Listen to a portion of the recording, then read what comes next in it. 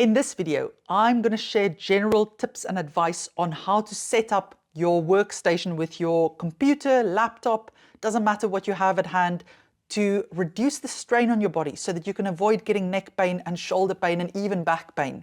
Now, the research is quite clear that even the perfect desk setup will not protect you or isn't enough to protect you against getting pain in those areas. So I'm also going to share some general tips at the end of this video for things you can do in your day to help reduce your chances of getting pain even further. For those of you who don't know me, my name is Maryke. I'm one of the physiotherapists from sportsinjuryphysio.com, where you can get online physiotherapy assessment as well as treatment for your injuries, all done via video call. Have a look at the description of this video if you want a link to our website. Okay, so let's look at the best position in front of a laptop or a computer. So the first thing is that you start with the chair you're on, and you want to be able to have your feet flat on the floor. So if you can adjust your chair, obviously you adjust your chair until your feet are flat on the floor. If you can't adjust your chair and your feet are dangling, you have to place a book or something underneath it that your feet are nice and supported. If you're sitting on that chair, we want your knees in line with your hips pretty much. So if you find that actually your knees are sticking up above your hips, it means your chair is too low. So you're going to have to put a cushion or something on top of it. But that's where having adjustable chairs that you can make higher or lower is brilliant. Also, you have to be able to bring your bum all the way to the back so that your back can be supported. There's a really big misunderstanding that people think, oh, sitting straight up like this is really good because it's good posture. Now, it is good posture, but if you can try and sit like this all day long without being supported, your back muscles are going to get super painful and sore because they're just going to go into spasm. So you have to be able to bring your bum right back and have your back supported. Now, you'll notice that with my chair, I have a lovely little back support right there. It keeps me effortlessly upright. I don't even have to try to be in a good position in that sense. If your chair's support comes up a little bit higher than that, just make sure that it's not pushing you forwards. It has to support the natural curve of your back. If you feel that it is pushing you forwards, very easy fix, or sometimes the chair just doesn't support your back, is you can put a rolled up towel right into that area to support your back. But it can be a bit annoying because it can fall out. So something else that works really well is if actually you get one of those, you can buy them off Amazon, like a cushion that's about the shape of this chair that you just put with Velcro onto any other chair. So that can be useful if you don't have a chair that supports you well. So that's the other thing. You've got to get your bum all the way back into the chair, and it has to support your lower back.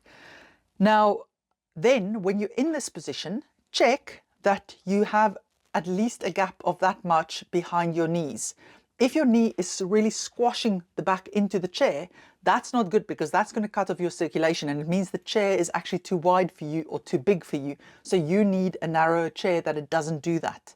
When you think of chair versus table, you have to be able to bring your chair underneath the desk or the table you're working on. Why is this important? Because if your chair is going to be there, you're going to be naturally inclined to lean forwards if you can't get in underneath it enough. And you're going to have to bring your arms forwards to work there, which will tire out your shoulders and can cause shoulder pain. So ideally, you've got to get close enough to whatever you're going to work on that your arms can hang effortlessly by your sides and that you don't have to lean forwards to read properly when you're there. But then also, the height of the desk has to be at the right height. So this one turns out that it is pretty okay for me because I don't have to bring my arms too high up or take it too low down to work. It's just at a comfortable height. But that's also where adjustable desks can be really useful because you can adjust the desk's height so it's perfect for your body size, but also it can switch to becoming a standing desk that you can alternate your position in, which you'll see in the last bit is really important because if you can change your position often during the day that you work in, you're less likely to get aches and pains in all parts of the body. Okay, so that's the desk you have to be able to get underneath it, and your chair has to allow you underneath it. So when you're choosing a chair for your desk, make sure that it doesn't have solid arms coming there, because although it's good to have your arms supported on an armrest, if they're going to stop you from going close enough to your desk, that's not brilliant. I'll put some links to chairs I found on Amazon to demonstrate to you how you can have a support for your arm, but then the bit under the support goes far enough back that you can get underneath there. So have a look at the links in the description of this video if you want to see examples. Then we get to one of the most important parts for neck pain and upper back pain. It's the height of your screen. Now, if you have a desktop computer where the screen is separate from your keyboard, that's obviously easy because you can just lift it up. But laptops is a problem because a laptop is always going to be too low if it's the right height for your shoulders. The screen's always going to be too low. Now, a little tip, if you're not working at a desk and you just find yourself working in a coffee shop today, if you bend your screen quite far back, then that means that you don't have to look down so much. You can sit with a slightly straight head and actually also still see there. Or if you just place something, let's see what, I'm in my mum's office today. Let's see if I can find something to place under there. If you just have something, there we go, rolled up scarf I've used even in the past to just lift it a little bit. That can already make a big difference. Now, there are gadgets on Amazon that you can buy that does this lifting thing for you, and that's really light to travel with. So if you frequently work on your laptop in different locations, that's definitely something to look at. I'll put a link to that in the description of this video as well. But simply lifting it a bit like that already brings the screen up, and you don't have to look down so badly, and that will help your neck.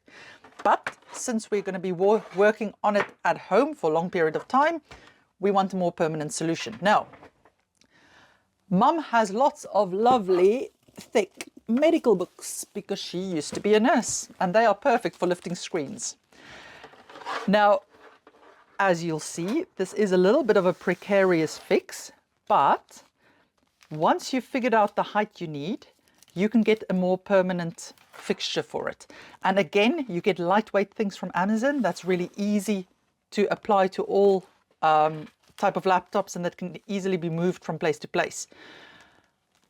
The big thing here is you want the top of the screen pretty much nearly level with your eyes. So I would actually want it a tiny bit higher even than this. Let's see if there's a book that will not come crashing down. So that feels comfortable for me. If it's too high, I'm going to have to do that, and that's not going to be comfortable either. But now you can immediately see what's the problem here. I won't be able to work there. So I do need a keyboard that's separate. And most laptops has USB drives, and you can just put any old keyboard that you're using for a desktop can just go into that. And boom, that's sorted there. So I can get close enough, my arms are relaxed, and I can type freely there while I'm looking at a good position and my back is supported. Now, obviously you get ones that doesn't even have to connect with wires. You can get Bluetooth ones. Think about the size of the keyboard you get as well, because if you're quite a small or slight framed person and your shoulders aren't very broad, if you have too big a keyboard and you have to constantly move your arms out there, that can sometimes irritate the shoulder. It can cause your wrists to overwork. So ideally, you want to get to all the places on the keyboard that you use most often without having to move in or out too dramatically. So think about the size of the keyboard you've got, and if you've got shoulder issues, that's definitely something that I would look at. Also, a mouse will then be needed, and Mum's got a USB one that connects with via Bluetooth, and that then makes my setup really, really comfortable. The other thing with a mouse is if you find that it irritates tennis elbow, the quickest fix for that is get one of those that's upright, because when you use a mouse in this position, you're constantly using the muscles that is part of the problem with tennis elbow. As soon as you turn your hand in this position, those muscles relax. It's totally other muscles that work, and that can make a massive difference to how your arm feels. But also, If you have issues with that, you ideally want to be able to relax your hand while you work. So this desk that Mum's got here is not going to work for me because I'm too big for it. I'm not going to be able to relax enough on there. Although if I got a chair with a little bit of a armrest on it, it could work again. So work with what you've got. For her, it works perfectly because, believe it or not, she's teeny tiny compared to me. I don't know where my genes come from. So this setup actually works for her, although I think we're going to have to get a permanent setup for her because I don't trust all of these books together. Interestingly, the research shows that even with the perfect desk setup, which is important, that's not enough to protect people against getting back and neck ache from sitting in front of their desk.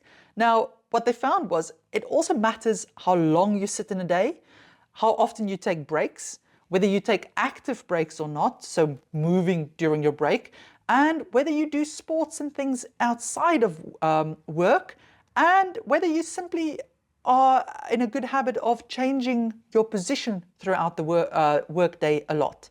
Now, why does all of this matter? Well, if you think about the fact that actually our bodies were made for movement, we were hunter-gatherers, things like that, we kept on moving. We would have periods of sitting still, but they would be short. Now, the two main things that happens when you're sitting still is one, your circulation reduces, and especially in your joints, they don't get that much nutrients in and out of them because our joints rely on movement and changes in pressure to get their fluid in and out, or their nutrients in and out. They don't have arteries and veins going in and out of them. So if you're sitting still all day, you're just everything's just not getting fed as it should do. And also, you use muscles to sit upright in a position, or if you're one of those people who like to lie down on a couch and work, you're stretching muscles in that position. And there comes a point where the muscles just go, well, we don't want to do it any longer. We're not meant to be working all day long, just the same muscles. And then they become painful and get spasms and it feels uncomfortable. So taking breaks quite often and just moving and using those muscles and joints, and it doesn't have to be a lot, it can just be 2 minutes or so of movement, can make a big difference to the circulation already. I've made a video about that, by the way, for upper body specifically, so I'll put links to that in the description of this video. But then also changing position, because when you change position, your joints go into different positions, so they are free in places where they maybe were compressed, and different muscles have to work. So that's why it's so good if you can go between sitting and standing, and you don't have to stand for long. It's literally just sit for an hour, stand for 10 to 15 minutes or something like that. But then also, if you do activity outside of work, so exercise, and we're not talking, you don't have to go for a run, even a walk can work. It means that you're fitter in general, so your joints and your muscles are stronger and healthier and more robust in general. But also, if you think about sitting still for so many hours in the day, it's really not, what's the word? You can't expect a couple of minutes of movement in between sitting stints to really reverse all of that sitting. So getting into the habit of doing some form of just going for a 20 or 30-minute walk at the end of the day can be a really good thing to counteract all the sitting. For myself, I find I get best results if I do some exercise in the morning and some exercise in the evening. And depending on my situation, it may be that I do a walk in the morning, walk in the evening, or I do my strength training in the morning, walk in the evening, or go for a run in the evening, depending on what my situation and fitness levels are at that point. So everybody can fit walking into their life. And it may even be that you just do the stairs in your building up and down a few times. That's movement as well. So think about what other things you can do in addition to your desk setup that may be able to help. Brilliant. Hope you found that useful. Now remember, if you need more help with any type of injury, you're welcome to consult one of the team via video call. The link to the website is in the description of this video. Take care.